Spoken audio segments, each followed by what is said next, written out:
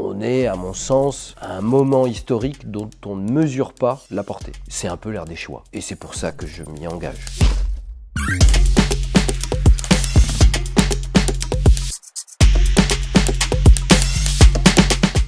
Dans la vie civile, je suis un professeur à l'université de Tours. Voilà, je suis professeur d'histoire. Et dans la vie politique, alors dans la vie aussi privée, je suis un papa de 3 enfants. Et dans la vie politique, eh bien, je suis conseiller municipal aujourd'hui d'opposition et candidat aux législatives 2024 qui viennent de s'ouvrir. Politique en grec, ça veut dire la vie de la cité. Et la vie de la cité, je me suis toujours intéressé à la vie de la cité. D'abord professionnellement, parce que quand on travaille on est fonctionnaire de l'État, eh bien on sert aussi les autres, on est dans un service. Également, à travers mes études, j'ai été à un moment étudiant et diplômé de l'Institut d'études politiques de Paris. Donc il y a politique, dans Sciences Po il y a politique. Donc je m'y suis toujours intéressé et j'ai toujours regardé. Je connais beaucoup de gens qui font aujourd'hui de la politique au niveau, soit à l'Assemblée nationale, au Sénat. Le plus connu d'entre eux, c'est Édouard Philippe, qui était sur les bancs avec moi à Sciences Po. Aujourd'hui, je l'ai rejoint au sein de son groupe qui s'appelle Horizon. Ça me semblait être quelque chose d'assez naturel, en fait, de passer de l'autre côté, tout en gardant mon métier, parce que je reste ancré dans un métier qui est universitaire, et la joie et le goût aussi de transmettre des idées, des connaissances à mes étudiants.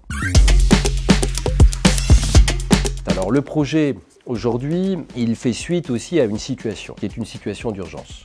Le président de la République a décidé, je ne commande pas ce choix, a décidé de dissoudre l'Assemblée suite à un résultat aux élections européenne, et un résultat qui met en tête très nettement le Rassemblement national. Il est vrai que dans une situation qui est une situation dramatique, institutionnellement en crise, il était pour moi difficile de me dire je me pars de mon mandat d'élu municipal et je fais comme si de rien n'était. Là aussi, on est un peu venu me chercher parce que, étant très mobilisé sur le terrain, on a estimé que j'étais en capacité aujourd'hui de pouvoir représenter un groupe qui est aujourd'hui ce que j'appelle le bloc central, qui va du centre-gauche jusqu'au centre-droit. Donc dans cette situation d'urgence, le bloc central, il est face à 2 extrêmes.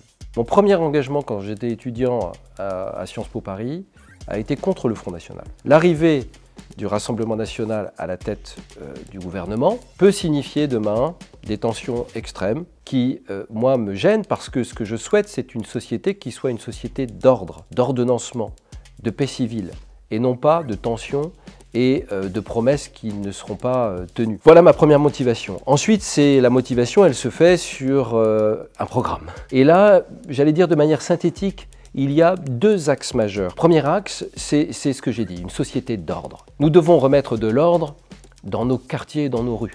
Et après 2 crises majeures, une crise qu'on appelle la crise du Covid, et puis une crise géopolitique, nous avons des déficits publics qui sont énormes aujourd'hui et qui nous empêchent en fait d'agir. Donc remettre de l'ordre dans nos finances. Et puis le 3e point, c'est remettre de l'ordre, et c'est ce que dit d'ailleurs très bien Édouard Philippe, remettre de l'ordre dans nos têtes.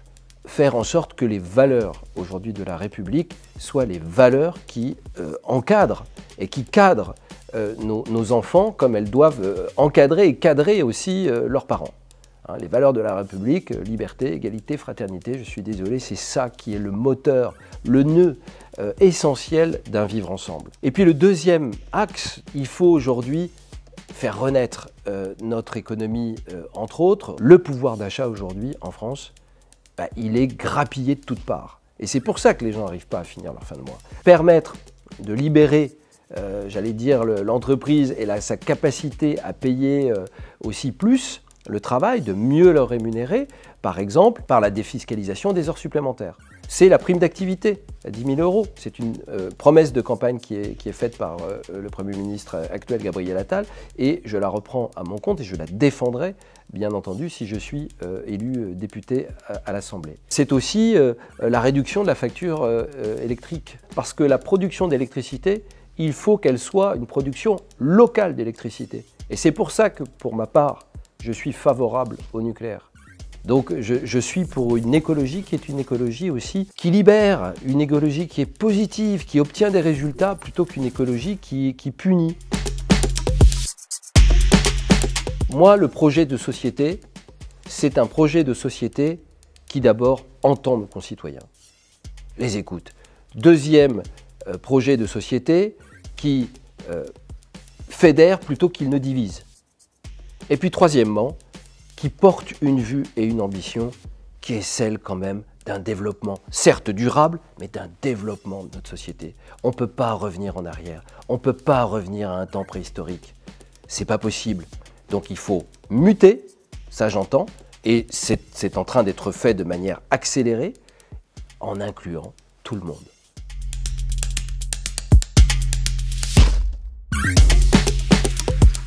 Répondre à la crise sociale, répondre à l'insécurité, répondre aux problèmes qui se posent dans certains quartiers et dans certains espaces par l'emploi. L'emploi, c'est une promesse d'avenir. La République. Liberté, égalité, fraternité, mais il faut lui donner du contenu et une réalité. On vit ensemble en société pour faire société. J'ai du mal à me projeter dans 10 ans. Ce qu'on nous promet demain, possiblement, vu des résultats, des sondages, c'est plutôt de la division. Et j'entends la colère de nos concitoyens, mais j'ai envie de dire, choisissez aussi les bons chevaux, ceux qui sont présents, et à partir de là, faites aussi votre choix. Je lance un cri, il faut voter utile, il faut faire appel à la raison. En politique, l'irraisonnabilité provoque des crises majeures et un effondrement des sociétés.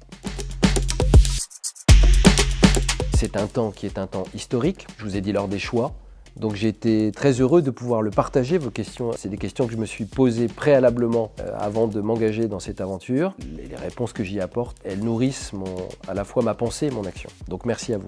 Merci encore pour votre invitation et à bientôt sur Wanted TV.